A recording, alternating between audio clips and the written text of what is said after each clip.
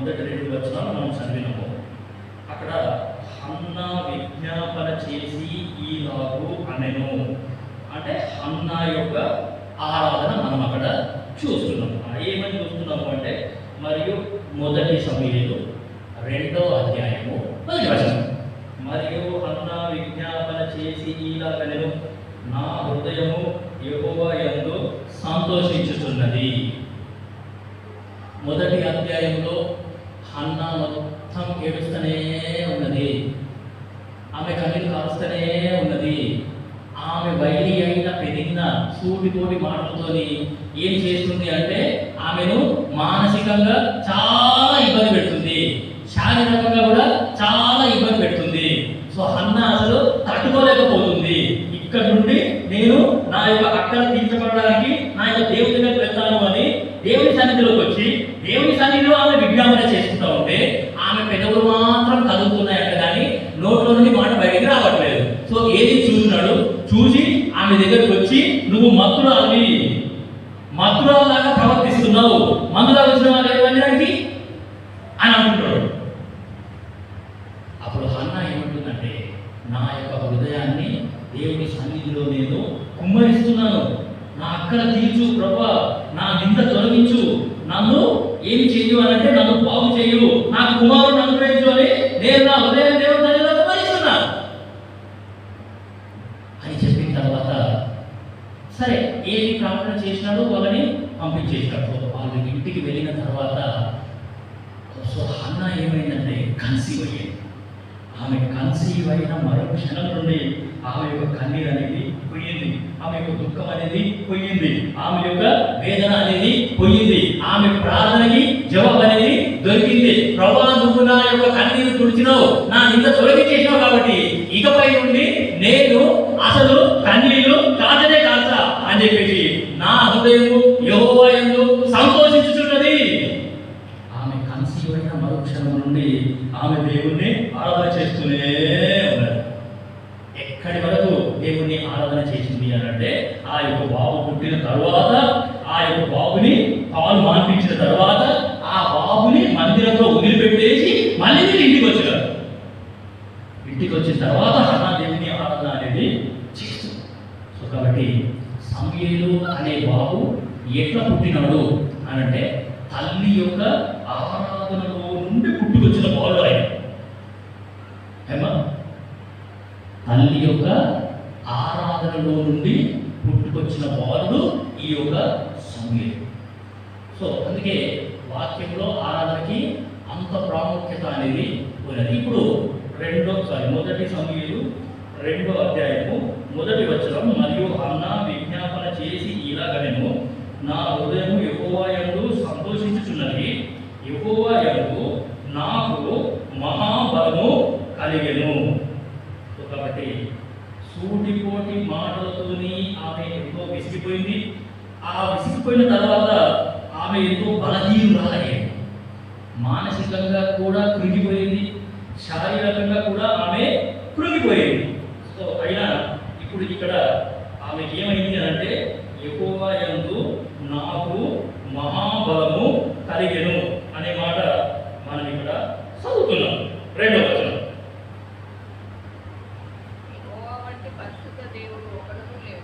యెహోవా వంటి పరిశుద్ధ దేవుడు ఒకడును లేడు, నీవు తప్ప మరి ఏ దేవుడు లేడు, మన దేవుని వంటి ఆశ్రయ దుర్గం ఏదియూ లేదు.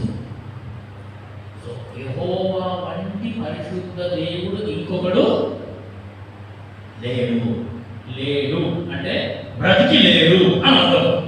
దాని నీవు తప్ప మరి ఏ దేవుడు లేడు, ఏ దేవుడు లేడు అంటే బ్రతికి లేడు అని అర్థం. పరిశుద్ధతలో దేవునికి సాటి అయిన దేవుడు ఇంకొకడు లేడు. దాని తర్వాత జీవం గల దేవుడు ఈయన ఒక్కడే. ఈ ఒక్క దేవుని అంటే బ్రతికి ఉన్న దేవుడు ఇంకొక దేవుడు లేనే లేడు అని ఇక్కడ మనకు అర్థమవుతుంది. దాని తర్వాత దేవుని వంటి ఆశ్రయ దుర్గం ఏదియూ లేదు. ఈరోజు నా అంతర భాగం చూడండి. ద్వితీయోపదేశకాండము 3వ అధ్యాయము 24వ వచనం. ఈ ఈరోజు మనం అంగల భాగం నేను పొద్దున చదివాను. ద్వితీయోపదేశ కాండము 3:24.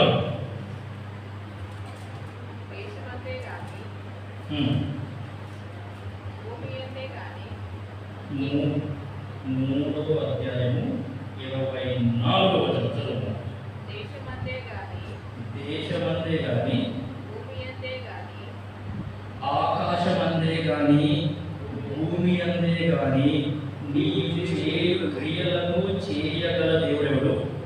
నీవు చూపు పరాక్రమమును చూపగల దేవుడెవడు? ఆకాశమందే గాని భూమి అందే గాని ఈ దేవుడు చేయదగ్గ క్రియలు ఎవరు చేయలేదంట ఇప్పటి వరకు. ఎటువంటి కార్యాలైతే ఈ దేవుడు ఇప్పటి వరకు చేసినాడో అటువంటి కార్యాలు ఏ దేవుడు కూడా చేయలేడు. దాని తర్వాత నీవు చూపు పరాక్రమమును చూపగల దేవుడెవడు? సో పరిశుద్ధతలో ఈ దేవునితో సాటి ఎవరు కూడా లేరు. ఆశ్రయ దుర్గము ఏది కూడా లేదు అనే మాట మనం చూసినాం.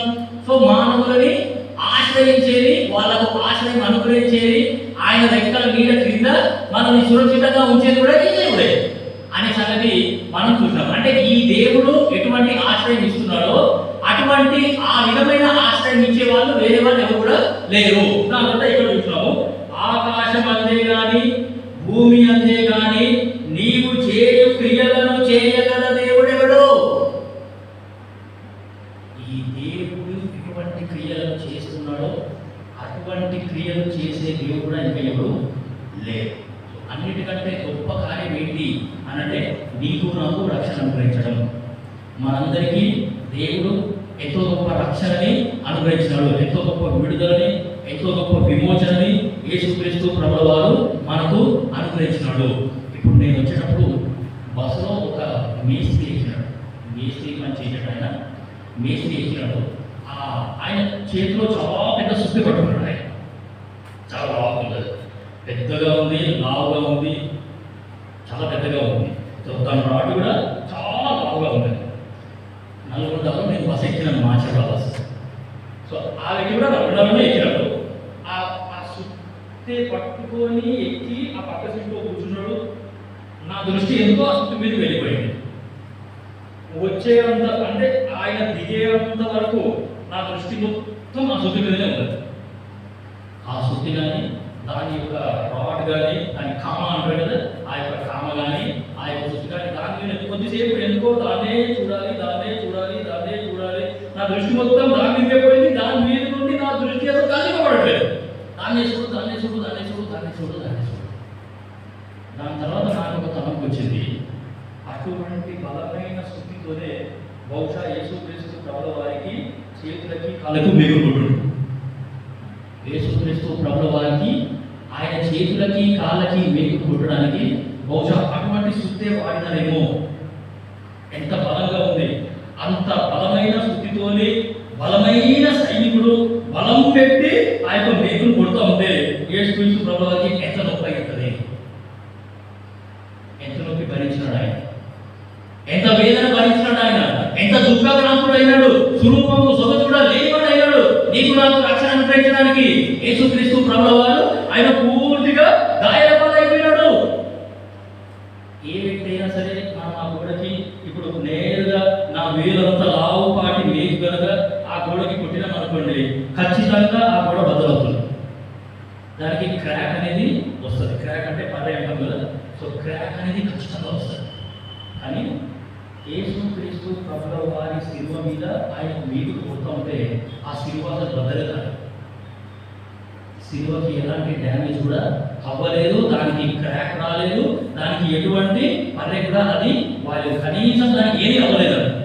మరి వాళ్ళు డ్రిల్లింగ్ మెషిన్ వాడినారా, ఏది వాడారంటే అది కూడా లేదు. శుద్ధి అండ్ మేకులు, సైనికులు అంతే. అట్లా కొడుతూ ఉంటే ఆ శిలువ కూడా ఎలాంటి నష్టం అనేది జరగలేదు. సో దాన్ని డో వుడ్ ట్రీ అంటారు. చాలా బలమైన చెట్టు. ఆ చెట్టు కేవలం రోమా దేశంలోనే ఉండదు. రోమా దేశంలో మాత్రమే ఆ యొక్క చెట్టు పెరుగుతుంది. అది పెరిగేటప్పుడు చాలా పైకి ఉన్న, చాలా అందరికంటే ఎక్కువ హైట్ ఉండే చెట్టు అదే. అందరికంటే ఎత్తు ఎదిగే చెట్టు కూడా అదే. సో ఆ చెట్టు ఎంత బలమైన చెట్టు అంటే ఎంత లావుపాటి మేకులు కొట్టినా సరే ఆ యొక్క మొద్దుకు ఏమీ అవ్వదు, ఆ మేకులు నేరుగా లోపలికి దిగిపోతుంది.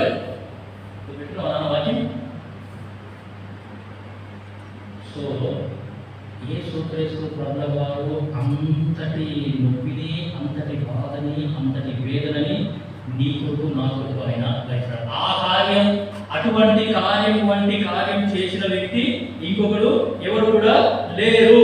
నిర్గమకాండం 15:11 చూడండి. నిర్గమకాండం 15:11 యెహోవా వేకులలో నీ వంటి వారెవడు, పరిశుద్ధతను బట్టి నీవు మహనీయుడవు, స్తుతి కీర్తనను బట్టి పూజ్యుడవు, అద్భుతములు చేయువాడవు, నీ వంటి వాడెవడు. సో మనం ఏం చూస్తున్నాము అంటే ఈ దేవుడితో పోల్చదగ్గ దేవుడు ఇంకొక వ్యక్తి ఉన్నాడా లేడా అనే సంగతి మనం చూస్తున్నాం. పరిశుద్ధతలో ఈ దేవునితో పోల్చదగ్గ వాడెవడు కూడా లేడు. దాని తర్వాత ఈ దేవుని లాంటి కార్యాలు చేయుటలో ఈ దేవుని లాంటి వారు ఎవరు కూడా లేరు. ఈ దేవుడిలాగా ఆశ్రయం ఎవరైతే ఇస్తున్నారో అట్లా ఆశ్రయం ఇచ్చిన వాళ్ళు కూడా ఎవరు లేరు అనే సంగతి మనం ఇక్కడ చూసినాం. ఈ దేవుడు చేసే కార్యాలు కూడా ఎవరు చెయ్యరు అని మనము చూసినాం. దాని తర్వాత పరిశుద్ధతను బట్టి నీవు మహనీయుడవు, స్తుతి కీర్తనలను బట్టి పూజ్యుడవు. ఈ దేవుడు ఎంత అద్భుతంగా స్తుతింపబడుతున్నాడో ఈ దేవుడిలాగా స్తుతింపబడే దేవుడు కూడా ఇంకొకడు లేడు. ఈ దేవుడు ఏ విధంగా అయితే కీర్తింపబడుతున్నాడో ఈ దేవుడిలాగా కీర్తింపబడే దేవుడు ఇంకొకడు లేడు. అర్థమవుతున్నాడు దేవుడు నాకే? అందుకు దిక్కు చూస్తున్నారా? అద్భుతములు చేయువాడు నీ వంటి వాడు ఎవడు? అద్భుతాలు చేసే విషయంలో కూడా నువ్వు ఎటువంటి అద్భుతాలు చేసినావో ఆ అద్భుతాలతో సమానంగా అద్భుతాలు చేసేవాళ్ళు, నీలాగా అద్భుతాలు చేసేవాళ్ళు ఇంకొకరు లేరు. ఇంకొక ద్వితీయోపదేశకాండము 32:39. ద్వితీయోపదేశకాండము 32:39. ఇదిగో నేను నేనే దేవుడను, నేను తప్ప వేరొక దేవుడు లేడు. మృతి నొందించువాడను, బ్రతికించువాడను నేనే, గాయపరచువాడను, స్వస్థపరచువాడను నేనే, నా చేతిలో నుండి విడిపించువాడెవడనో లేడు. నేను నేనే దేవుణ్ణి. అంత ధైర్యంగా పలికిన వాళ్ళు ఎవరు కూడా లేదు. నేనే దేవుణ్ణి, నన్నే ఆరాధన చేయండి అని ధైర్యంగా చెప్పిన వాళ్ళు ఎవరు కూడా లేదండి. ఈ దేవుడు ఒకడే చెప్పినాడు, నేనే దేవుణ్ణి, నేను తప్ప వేరే దేవుడు లేడు, నన్నే నమ్ముకోండి, నన్నే ఆరాధించండి, నన్నే పూజించండి అని ధైర్యంగా చెప్పిన వ్యక్తి ఒకడే. నేను నేనే దేవుడను, నేను తప్ప వేరొక దేవుడు లేడు అనే సంగతి మనకి ఇక్కడ అర్థమవుతుంది. సో కాబట్టి మృతి నొందించువాడు కూడా ఆయననే అంట, బ్రతికించువాడు కూడా ఆయననే. దాని తర్వాత కృంగజేయువాడు కూడా ఆయననే, లేవనెత్తువాడు కూడా ఆయననే, గాయపరచువాడు కూడా ఆయననే, స్వస్థపరచువాడు కూడా ఆయననే. అన్ని నేనే చేస్తున్నారు, వేరే వాళ్ళు ఎవరు ఏమి చేయట్లేదు. ఉంటేగా చేయడానికి. కాబట్టి లేని దేవుడు నేను ఉన్న దేవుణ్ణి అని చెప్తున్నాడు. ఇప్పుడు మీకు ఒక సందర్భం చూపిస్తాను నేను. మొదటి సమయంలో 5:1-2-3 proof. What is the proof?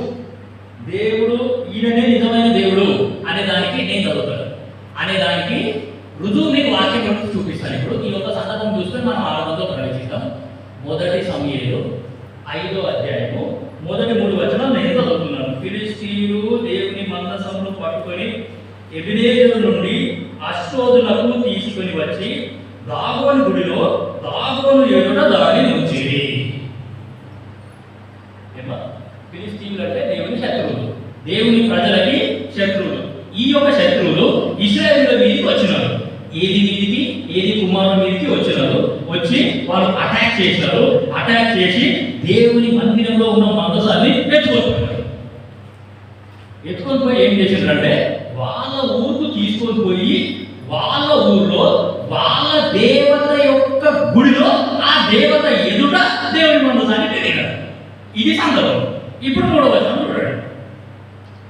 అయితే మరునాడు అష్డోదు వారు ప్రాతకాలమందు లేవగా ఇదిగో దాగోను యెహోవా మందసము ఎదుట నేలను బోల్రబడి ఉండెను. దాగోను అంటే ఎవరు? దేవుడు.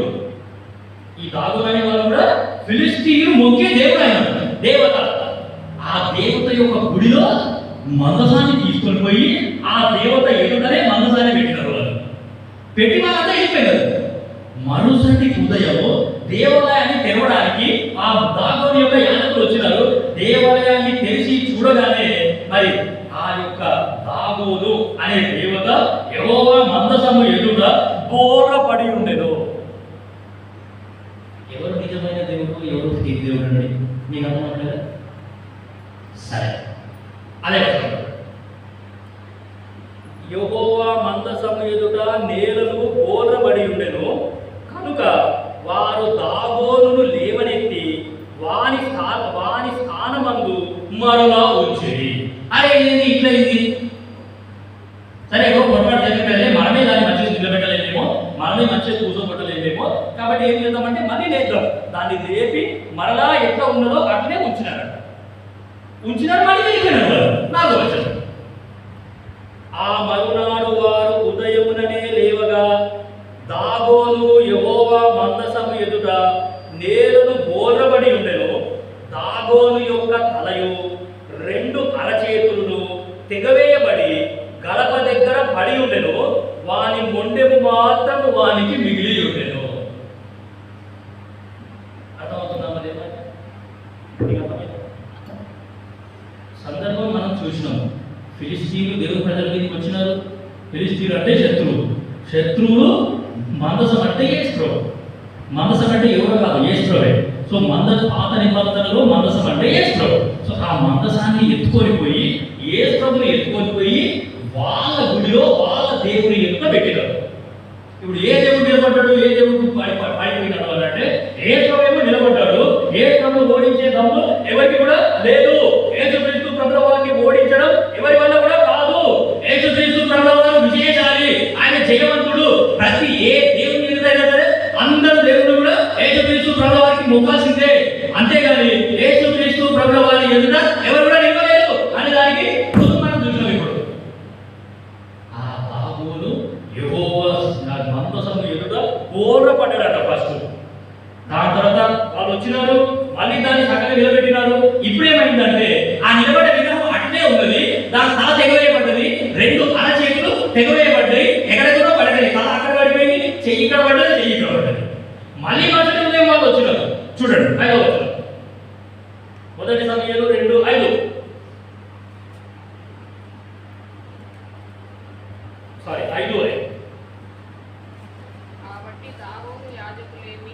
కాబట్టి దాగోను యాజకులేమి, దాగోను గుడికి వచ్చువారేమి నేటి వరకు ఎవరు అష్టోదులు దాగోను యొక్క గుడి గడపను త్రొక్కుటలేదు. మన దేవుడు ఫేక్ దేవుడు. దాగుడికి ఎందుకు పోతాం? ఇంకా మందసం ఎదుగునే దేవుడు ఈ ఒక దేవుడా? సో ప్రియమైన దేవుడు బిడ్డలారా, ఇంకా వాక్యంలో చాలా మాటలు ఉన్నాయి. బైబిల్ గ్రంథంలో రాయబడ్డ మాట ఏంటి అంటే ఈ దేవుడు ఐగుప్తు దేవతలందరికీ తీర్పు తీర్చేసాడు. నా అనుదిన భాగం ఈరోజు నా అనుదిన భాగం ఐగుప్తు దేవతలందరికీ తీర్పు తీర్చేసి ఆయన ప్రజలైనటువంటి వారిని వాళ్ళ బానిసత్వంలో నుండి బయట తీసుకుని వచ్చినాడు. సో ఈ లోకంలో ఉన్న అందరి దేవుళ్ళకి ఈ బైబిల్ దేవుడు తీర్పు తీర్చేసినాడు. వాళ్ళంతా ఫేక్ దేవుళ్ళు. నేను ఒకనే నిజమైన దేవుణ్ణి. నీకు కావాల్సిన రక్షణ అనుగ్రహించేది నేనే, నీకు కావాల్సిన విడుదల అనుగ్రహించేది నేనే, నీకు కావాల్సిన నిత్య జీవాన్ని అనుగ్రహించేది నేనే. నేనే అసలైన దేవుణ్ణి, నేనే నిజమైన దేవుణ్ణి. ఏ దేవుడు కూడా నాతో పాటు సాటి కాడు అనే సంగతి దేవుడు రుజువు చేసినాడు. అటువంటి అద్భుతమైన దేవుణ్ణి నమ్ముకున్న నువ్వు నేను ఈ దేవుణ్ణి ఆరాధించబద్ధమై ఉన్నాము. ఇంకా వాక్యంలో చాలా ఉన్నాయి, చాలా మాటలు నాకు దొరికాయి. ఈ దేవునితో సాటి అయిన వారు ఇంకా ఎవరైనా ఉన్నారా అనే సంగతి కనుక నువ్వు నేను ఆలోచిస్తే ఈ దేవునిలాగా చూడండి, ఈ దేవునిలాగా సహాయం చేసేవారు వాడు ఇంకెవడు కూడా లేడు అని ద్వితీయోపదేశకాండము 33:26లో రాయబడ్డది. దాని తర్వాత ఈ దేవునిలాగా కనపరిచేవాడు ఇంకొకడు లేడు అనే సంగతి 2 సమూయేలు 7:22 రాయబడ్డది. యెషయా 43:11 చదవండి.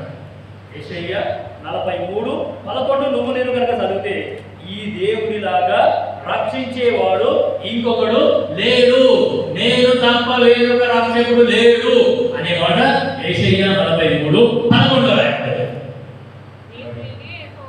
నేనే యెహోవాను,